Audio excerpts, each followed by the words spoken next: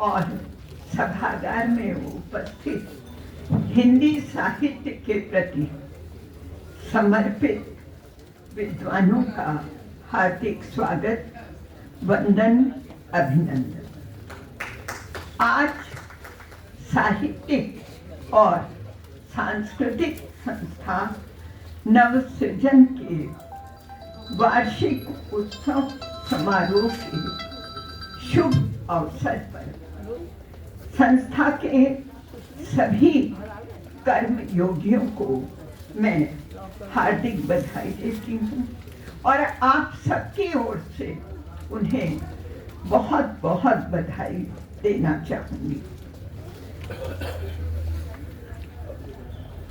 इधर मेरी तबीयत ठीक नहीं चल रही थी। मुझे लग रहा था कि मैं इस समारोह में उपस्थित नहीं हो पाऊंगी, लेकिन योगेश जी के विषय में मैं क्या कहूँ। वाकई में निष्काम कर्म योगी है और जिस तरह से ये फोन करके मेरा उत्साह वर्धन करते रहे कि नहीं दीदी आप आएंगी, जरूर आएंगी, क्योंकि आप हमारे हर कार्यक्रम की साक्षी रही हैं। तो मुझे लगता था कि शायद इन्हीं की कृपा से मैं ठीक हो जाऊंगी और मैं आऊंगी। आज मुझे लग रहा था मैं बोल नहीं पाऊंगी, लेकिन इतने लोगों के वचन सुन सुन करके मुझे लगा कि नहीं, आज मैं थोड़ा बहुत तो बोलूंगी। यद्यपि अधिक बोलने की अब आवश्यकता नहीं रह गई है। जहाँ तक संस्था की बात है तो उन्हें संस्था को आशीर्वाद मिलता रहा आदरणीय सत्य जी का, और ये निरंतर कार्यरत रही है। संस्था के कर्णधार निष्काम कर्मयोगी समर्पित साहित्यानुरागी डॉक्टर योगेश की साधना और निष्ठा का ही परिणाम है कि संस्था निरंतर उत्कृष्ट साहित्यिक गतिविधियां करती आ रही है।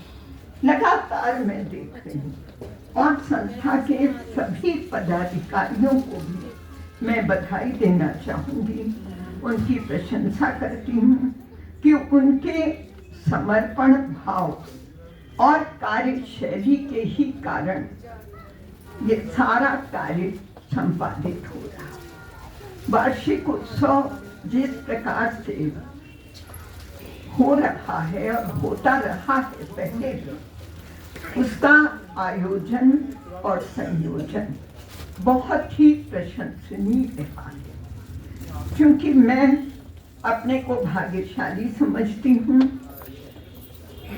कि मैं हर कार्यक्रम की साक्षी रही हूँ। मैं देखती आ रही हूँ कि कैसे निरंतर ये कार्य आगे बढ़ रहा है और नए नए मुकाम हासिल कर रहा है। तो मैं इस संस्था के सभी कर्मयोगियों को हार्दिक बधाई देती हूँ, शुभकामनाएं देती हूँ। और आज बहुत अच्छा दिन है।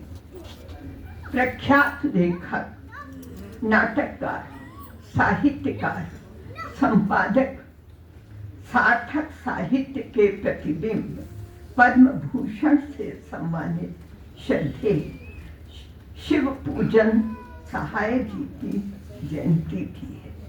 बहुत अच्छा दिन है आज। उनका भी आशीर्वाद मिल रहा होगा और उनकी अमर कृति अगर आप लोगों ने पढ़ी है, देहाती दुनिया, बहुत अच्छी उन्होंने ये कृति है, आप लोग अवश्य देखिए।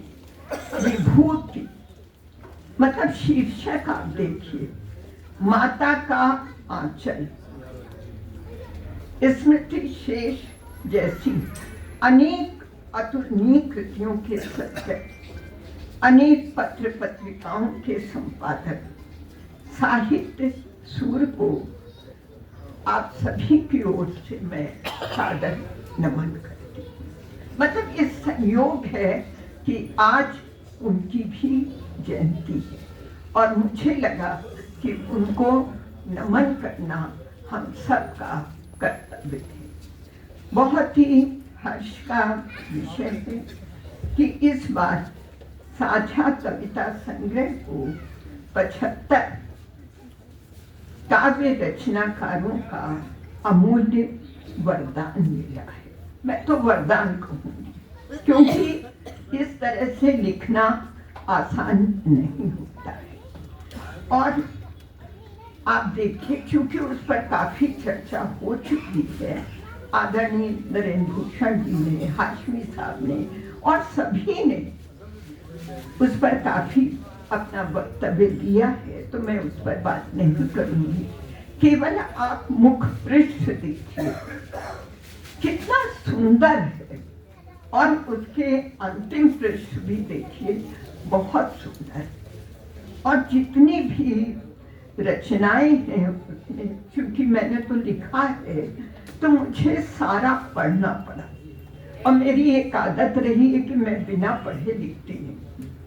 जब मैंने पढ़ा, अब चूंकि जो उसका शीर्षक है, कुछ लोगों ने तो उसको सार्थक किया है, लेकिन कुछ लोगों ने, रचनाकारों ने अनेक रचनाएं लिखने के बाद थोड़ा सा उस पर भी प्रकाश डाला। लेकिन अधिकांश रचनाकारों ने शीर्षक को सार्थक किया और बहुत अलग अलग तरह से अपने भाव अभिव्यक्त किए। डॉक्टर योगेश के साथ साहित्य मनीषी मंजू सक्सेना जी और देवेश की संपादन कला में लोकार्पित संग्रह को अभिनव स्वरूप देने में विशिष्ट योगदान दिया।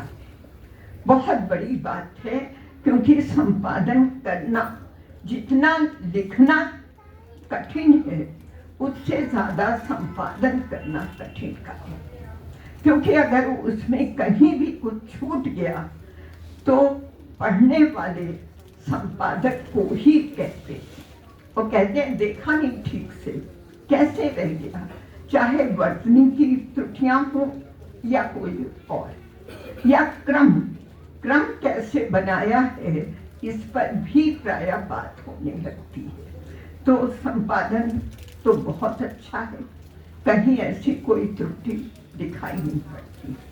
और संग्रह के सभी लब्ध प्रतिष्ठ, वरिष्ठ, लोकप्रिय और समर्पित, मैं नवांकुर को नहीं कहूंगी, लेकिन वो समर्पित है, ऐसे काव्य रचनाकारों ने संग्रह के 7 खंडों को जिस प्रकार अपनी कुशल लेखनी से अलंकृत किया है, वो नितांत वंदनीय है, अभिनंदनीय है, प्रशंसनीय है। और विभिन्न विधाओं में जिस प्रकार से सौंदर्य को उभारा है, उससे परिचित कराया है, और किस प्रकार से विभिन्न पुष्पों के माध्यम से वसंत का स्वागत किया है, वो वास्तव में पढ़ने योग्य। बार बार पढ़िए तो भी उतना ही आनंद आता है। आप लोग जिनके हाथ में, जिन्होंने उसमें नहीं लिखा है, वे भी जब पढ़ेंगे तो मैं समझती हूँ कि अगला जो साझा संकलन की अभी घोषणा हुई है, वे भी जरूर लिखना चाहिए। और उसका शीर्षक ही ऐसा है कि लोगों के मन में पता नहीं किस किस प्रकार के भाव आ रहे होंगे अभी से। और वैसे अगर आप देखें तो जितने साझा संकलन संस्था के द्वारा प्रकाशित हुए हैं।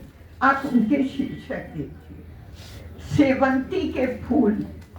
कितने लोगों ने हमसे पूछा कि सेवंती है क्या? सेवंती के फूल वो तुम हो, अंजुरी भर रोशनी मन के कोरे कागज पर। मतलब आप शीर्षक देखिए कि किस तरह से सोच करके, वो भी एक शोध का विषय है, जैसे करने के बाद ऐसे शीर्षक निकल के आए। तो इस बार का शीर्षक भी बहुत अच्छा है और मैं समझती हूँ कि हर आयु वर्ग के रचनाकार इस पर लिख सकते हैं और उनकी मनोभावनाएं विभिन्न रूपों में सामने अवश्य आएंगी। मेरी मंगल कामना है कि ये पुण्य साहित्यिक योगदान अनवरत गतिशील रहे, क्योंकि ये बहुत बड़ा काम है। साझा संकलन निकालना आसान काम नहीं है। और डॉक्टर योगेश द्वारा प्रकाशन का जो अति महत्वपूर्ण कार्य आरंभ किया गया है वो नितांत प्रशंसनीय है और उपयोगी भी है सभी के लिए, क्योंकि इस स्तरीय प्रकाशन होना बहुत बड़ी बात है।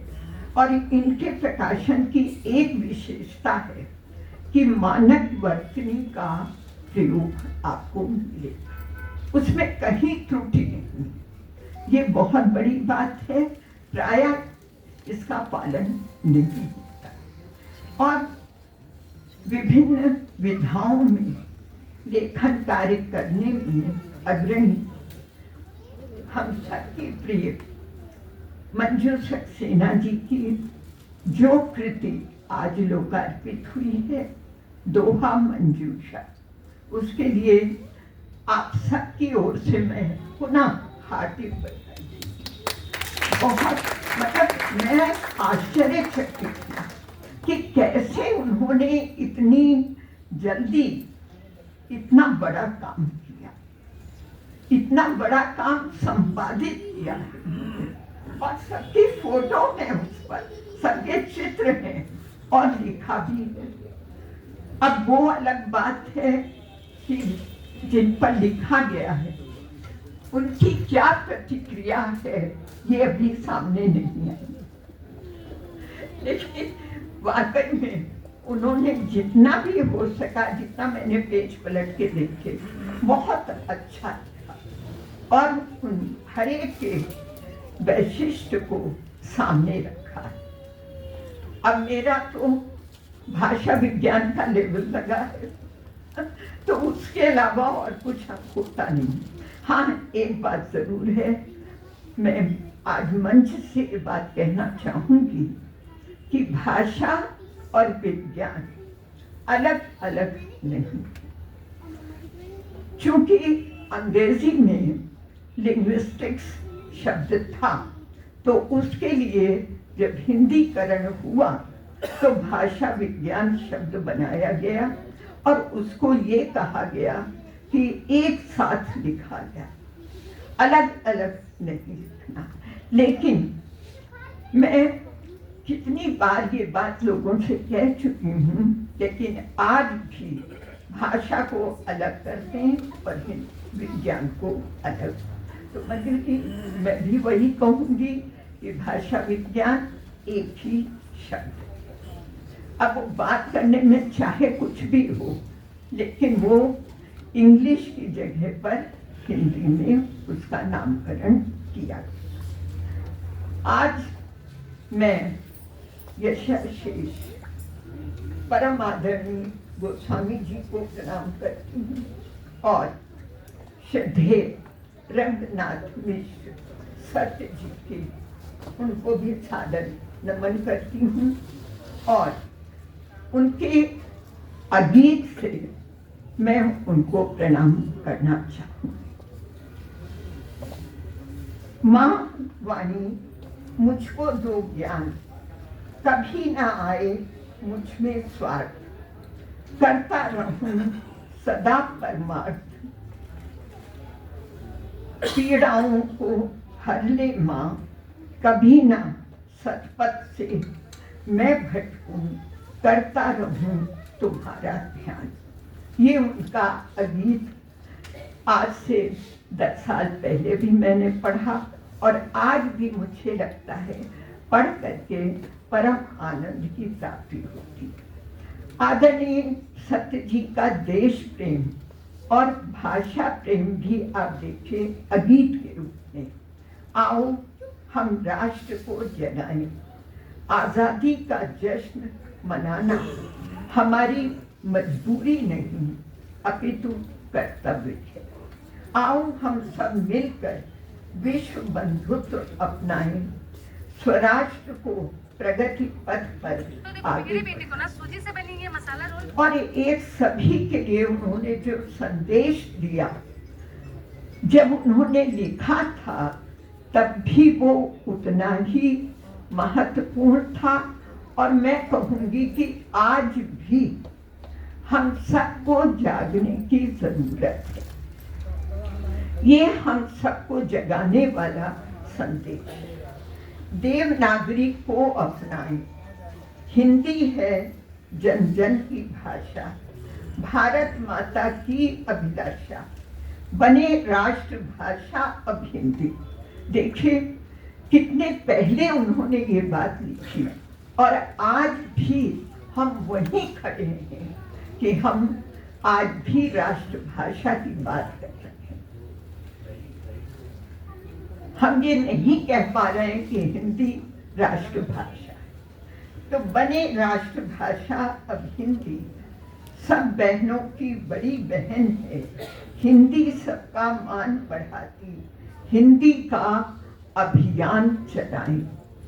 अभियान चल रहा है, इसमें कोई दो राय नहीं, लेकिन हम अभी भी हिंदी को राष्ट्रभाषा के पद पर आसीन नहीं कर पाए। साहित्यिक आयोजन इतने होते हैं, लेकिन इस दिशा में अभी तक हम कोई कार्य आगे नहीं बढ़ा पाए। हम चाहते हैं कि हिंदी, अब हम कहें राष्ट्रभाषा हिंदी। और विशेष रूप से जब 15 अगस्त की बात होती है तब बहुत मन होता है कि हम राष्ट्रभाषा हिंदी के नारे लगाएं, लेकिन आज तक हम अब ये कार्य नहीं कर पाए। तो आदरणीय सत्य जी की अभिलाषा को हमें पूर्ण करने का प्रयास करना होगा और अधिक करना होगा, और पूरी तन्मयता से ये कार्य हम करेंगे, तभी हिंदी को हम राष्ट्रभाषा हिंदी कहते हैं। हम अभी भी राजभाषा हिंदी ही कह रहे हैं। तो आगामी आयोजन की मंगल कामना के साथ पुनः सभी को बधाई, शुभकामनाएं और बहुत बहुत धन्यवाद। हाँ, एक बात और मैं कहना चाहूँगी कि आज दोनों लोकार्पित कृतियों पर, हालांकि हाशमी साहब काफी कह चुके हैं, पर आदरणीय नरेंद्र भूषण जी ने, हाशमी साहब ने और सुधा जी ने जितना सुंदर प्रवचन किया है, वास्तव में उसके आगे अब कुछ और बोलने की आवश्यकता नहीं। बहुत अच्छा वक्तव्य दिया, उनको फिर मैं पुनः बधाई देती हूँ, मंगल कामनाएं करती हूँ कि आगे भी उनके मुखारबिंद से ऐसा ही सुनने को हमें मिलता रहे। धन्यवाद।